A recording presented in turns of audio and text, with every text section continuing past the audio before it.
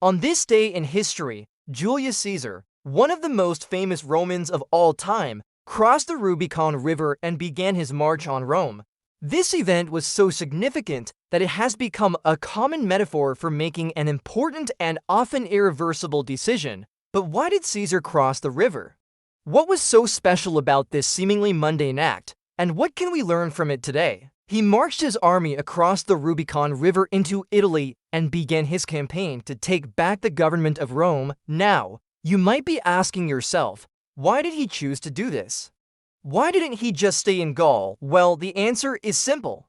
Caesar was ambitious and he wanted more than anything to be the leader of Rome. He knew that once he did it, there was no turning back. The first is that sometimes we have to break the rules in order to make progress.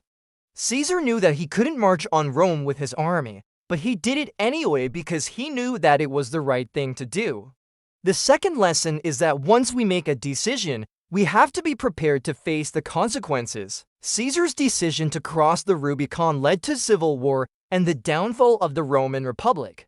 But that is a story for another day. The decision to cross the Rubicon is one of the most famous in history.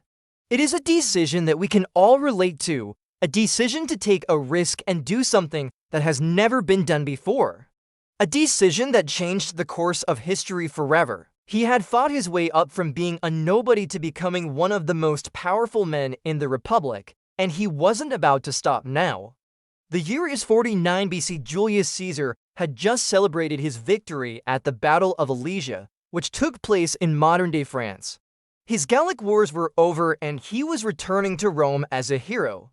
But back in Rome, things were not going so well. They could accuse him of planning to invade Italy and overthrow the government. By crossing the river, however, he was now in Italy and his enemies had lost their excuse. They could no longer accuse him of planning to invade. He had put himself in a position where they could not touch him. Caesar, as political enemies, had taken control of the government and were now trying to force him to leave the city.